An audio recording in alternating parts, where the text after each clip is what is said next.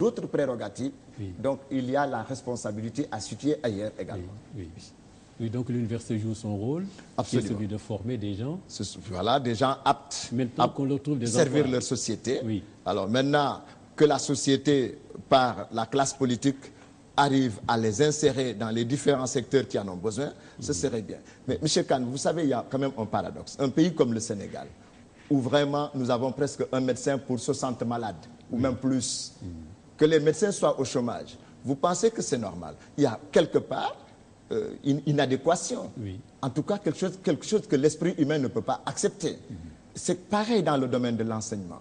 Dans ce pays, nous avons par exemple des écoles où nous n'avons pas des enseignants, alors que la FASTEF forme des enseignants qui sont au chômage. Oui. Vous voyez ce que je veux dire? C'est-à-dire, en termes de besoins, les besoins sont là, les cibles sont là, mais il n'y a pas une connexion entre les ressources qualifiées et la résolution de ces besoins-là. Oui. Donc il faut quand même un link, Oui. et ce link, ce n'est pas à nous, en tout cas universitaires, de le faire. Nous pensons que nous servons à la société un produit fini de qualité, Oui. et qui, quand il n'est pas utilisé dans ce pays, mais est obligé de partir, de nous quitter. Voilà. Et c'est presque la dernière partie de l'ouvrage où j'ai parlé de la fuite des cerveaux. On en parlera. Mais alors, je ne sais pas, la massification, vous en parlez dans ce livre. Oui. Alors, la massification, c'est une population très forte, universitaire. Mais cette massification, quand même, est-elle un argument absolu? Parce que les étudiants font-ils les 2% de la population qui devrait être... Accéder à l'enseignement supérieur. Oui, oui. Oui, ça c'est une très bonne question, M. Kane. Vous savez, je vais juste rappeler un fait. C'est ça la référence, 2% de Oui, la population à l'UNESCO dit l'université. que pour qu'un pays puisse s'inscrire dans ce qu'on appelle les pays émergents en Oui. termes de formation, Oui. il faut que sa population puisse enregistrer 2% Voilà. dans l'enseignement supérieur. Voilà. Donc Sur les 12 2% de la millions de population Sénégalais. sénégalaise Oui. devrait pouvoir accéder à l'enseignement Oui. supérieur. Alors que là, vous n'avez que combien? Nous avons en tout aujourd'hui, le total ne dépasse pas 140 000 étudiants. 140 000 étudiants. C'est-à-dire privés et publics confondus. Quand vous regardez toutes nos universités, toutes les universités, on ne dépasse pas la population de 140 000 étudiants. Or, si on faisait ne serait-ce qu'un peu de mathématiques, Oui. les 2% de 12 millions, on serait à 260 000 étudiants. Donc, nous n'avons pas encore la population d'étudiants qu'il faut pour dire que nous sommes inscrits dans le registre des pays émergents en termes d'éducation. Alors, comment parler de la massification dans ce cas-là? On nous raconte des histoires. Pour moi, c'est d'abord, en ce sens, c'est un faux problème. C'est un faux problème parce que le nombre d'étudiants que nous devons avoir, nous ne l'avons pas encore.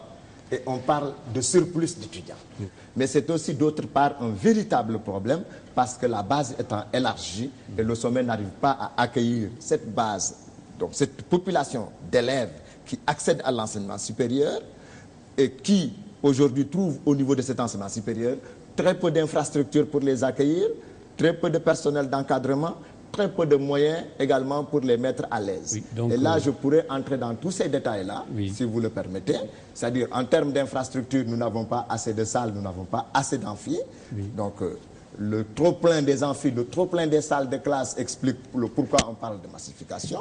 Mais également, nous n'avons pas suffisamment... Enfin, ce n'est pas parce que nous n'avons pas suffisamment de ressources humaines, mais l'État n'a pas recruté suffisamment de ressources humaines pour faire face à la population d'étudiants qui arrivent. Donc, ce qui explique le pourquoi le taux d'encadrement est faible. C'est-à-dire, on a un enseignant pour presque 60 ou 100 étudiants, ce qui est inadmissible. Dans les normes de l'UNESCO, un enseignant du supérieur, c'est 19 étudiants. Et donc, nous sommes à un enseignant, 60 étudiants et plus, et dans d'autres départements, c'est même un enseignant pour plus de 100 étudiants, ce qui est impossible. Donc voilà, il y a un trop-plein, on peut parler de massification à ce niveau-là. Les amphis ne tiennent plus, n'arrivent plus à contenir tous les étudiants, le personnel d'encadrement n'étant pas suffisant pour encadrer tous, les moyens mis à leur disposition en termes d'hébergement, en termes d'accueil, en termes d'orientation, mais aussi même en termes d'appui, tous ces moyens ne suffisent pas. Donc il y a un trop-plein. Donc la massification est une réalité quelque part. Les chiffres sont effarants, professeur Souleymane Gomis, parce que, alors, à l'UCAD, 84 000 étudiants environ, 1200 enseignants seulement, 1300 administratifs. Alors, ça crée quand même une promiscuité extraordinaire sur un territoire qui ne s'élargit pas, forcément avec toutes ses conséquences. Et voilà, donc, si vous demandez aux géographes, nous n'avons que 72 hectares pour facultés, écoles et instituts en réalité, pour abriter 80 000 étudiants et plus. Monsieur Khan, vous savez, je crois qu'il y a une loi qui dit bien que la promiscuité, même entre les humains, crée ce qu'on appelle le rejet, le mépris, mais également de la violence. L'agressivité. L'agressivité. Donc ce qui se passe à l'université trouve toute son explication à l'interne, parce que nous sommes entassés comme des pots de conserve dans des cartons. Il est évident que les muscles prendront la parole devant les cerveaux. C'est-à-dire les muscles vont plus s'exprimer à la place des cerveaux quelquefois. Mais alors, on a essayé de décongestionner avec les universités dont vous parlez, Bambey et Ziguinchor et ou encore Thiès. Alors, on a créé des universités, des nouvelles universités justement pour venir en appoint à l'université de Dakar et celle de Saint-Louis. Mais il faut dire que ça ne suffit pas. Mais quand même, il faut reconnaître que des efforts sont en train d'être réalisés depuis quelques années. Donc, entre 2007 et maintenant, nous sommes passés de 2 universités à 5 universités publiques, plus une université virtuelle. Et d'autres universités sont en cours d'ouverture, celle de Dakar, Diamniadio, l'université du Sine Saloum, l'université de Kédougou et des instituts universitaires dans des régions comme Kolda. Donc, à mon avis, il y a des efforts qui sont en train d'être enregistrés qu'il faut également louer. Ils sont quand même parfaitement fonctionnels. Hein, pour l'instant, non. Les universités fonctionnelles publiques ne sont que 5, plus une virtuelle qui est en cours. Donc, je ne pense pas qu'avant 2015-2016, que les autres seront ouvertes. Non, pas encore. J'ai vu Souleymane Bassirou Diagne, grand défenseur de cette université virtuelle. Alors, pour l'université virtuelle, je ne peux pas trop me prononcer. Évidemment, parce que c'est une université... Il faut avoir de l'électricité et un ordinateur. Voilà, c'est une université en cours de marche. Je n'ai pas vraiment d'éléments pour apprécier cette partie, mais je pense que ça existe dans d'autres parties du monde. Et peut-être que nous ne serons pas vraiment en déphasage. On essaiera de s'inscrire sur la bonne logique pour que, en fait, nos enfants également soient inscrits dans les technologies de pointe. Ça va régler le problème du ratio entre professeurs et enseignants. Un seul professeur peut enseigner à des quantités incroyables d'élèves avec l'université virtuelle. Oui, certainement. Bon, comme je l'ai dit, je ne peux pas m'y prononcer de trop, mais je sais que de plus en plus, il est très encouragé que les gens mettent en place des cours en ligne. Mais il est très difficile de croire d'emblée qu'un cours en ligne pourra remplacer un professeur physiquement devant ses étudiants. Bon, je ne sais pas, mais pour l'instant, je pense que le contact humain entre un enseignant et sa population d'étudiants est inchangeable. C'est un peu l'histoire entre le livre qu'on tient là et le livre électronique. Je pense que quand on touche du papier, ce n'est pas la même chose que quand on a les yeux rivés sur son écran d'ordinateur. On peut reprendre à tout moment lire. Mais dites-moi, Souleymane Gomis, et les universités privées?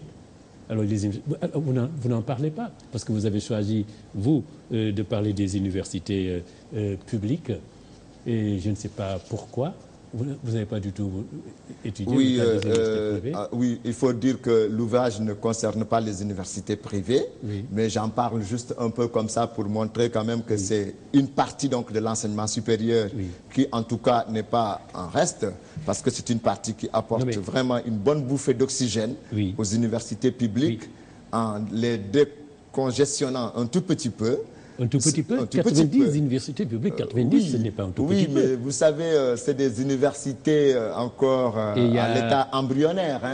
Les universités privées ne sont pas encore de grandes universités. Il y a quand même 150 agréments qui ont déjà été délivrés. Imaginez si tout le monde était en place, 150 universités. Mais chez nous, vous savez, entre disposer d'un agrément et disposer d'une homologation, ce n'est pas la même chose. Ces universités ont certainement des agréments de la Direction générale de l'enseignement supérieur, mais n'ont pas l'homologation académique. C'est-à-dire, la plupart des diplômes de ces universités ne sont certainement pas reconnus encore par les instances comme le CAMES. Sur les 90 il faut déjà que beaucoup d'universités, je pense que c'est ce que fait le ministre actuellement, il y a beaucoup d'universités privées qui ont tout fait pour faire reconnaître désormais leur formation au niveau du CAMES, ce que je loue d'ailleurs au passage, c'est une bonne chose. Cela passe par énormément de normes académiques. Il y a des critères universitaires qui expliquent comment faire reconnaître une formation. Et donc, je pense que si les universités privées s'inscrivent dans cette dynamique, c'est une très bonne chose déjà. Alors, mais, M. Kane, moi, mon ouvrage porte sur des universités publiques, parce que c'est celle-là que j'ai sillonnée en long et en large au niveau de tous les pays avec mon équipe. Et à l'arrivée, j'ai relevé toutes les difficultés, tous les problèmes, c'est-à-dire depuis l'échec massif des étudiants du premier cycle, la question de l'orientation, la question de l'hébergement, de l'accueil des étudiants, la problématique des handicapés, l'introduction de la politique dans l'espace académique, l'introduction du religieux dans l'espace académique. J'ai évoqué la question de la santé des enseignants et des PATS, y compris la question de la santé des étudiants. J'ai évoqué également la violence qui est devenue récurrente. D'ailleurs, dans une des parties où j'ai essayé d'expliquer les facteurs de cette violence-là, je disais qu'en réalité, que toutes ces formes de violence, celle qui est la plus visible, c'est la violence physique. Et c'est celle que nous condamnons le plus également de manière globale. Alors, il y a des violences, je ne sais pas s'il faut dire des violences douces, mais il y a des violences cachées, symboliques. Par exemple, quand un étudiant ne perçoit pas sa bourse pendant 12 mois de l'année, c'est une violence. Mais c'est une violence faite à l'étudiant. Mais quand un étudiant également veut une attestation et il doit courir derrière cette attestation pendant plus de 2 mois, juste pour avoir une attestation, mais c'est une violence faite à l'étudiant également. Et quand vous mettez des milliers d'étudiants dans un espace aussi limité, mais c'est une violence faite aux étudiants, aux enseignants et au personnel administratif et technique.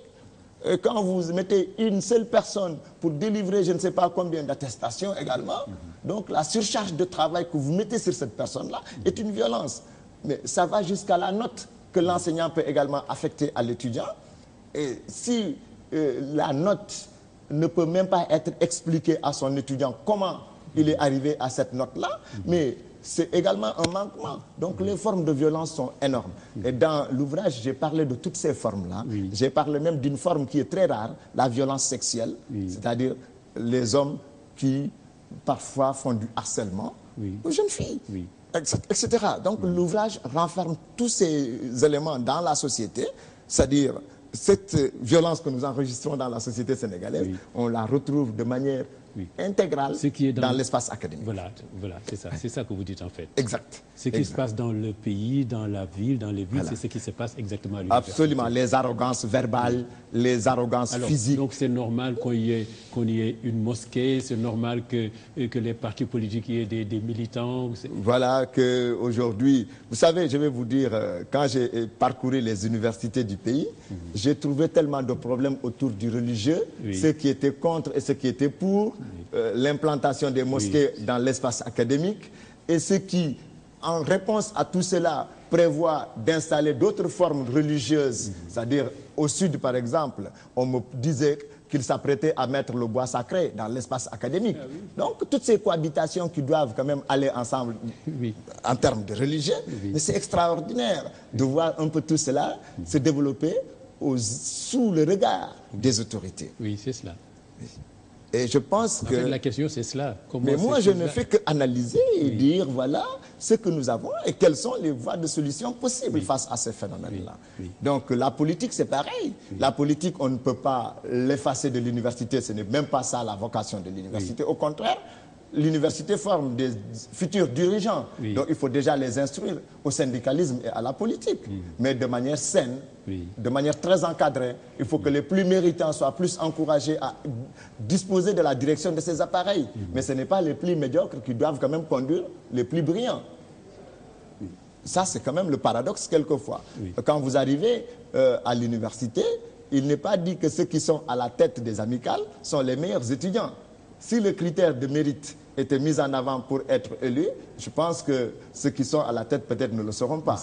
Absolument. Donc il faudrait voir, je crois que c'est surtout la question de la prébande dans les amicales qui prévaut. C'est-à-dire les autorités de l'époque, ou je ne sais pas, d'hier, d'aujourd'hui, doivent savoir que les questions de sous sont des questions à bannir au niveau des amicales.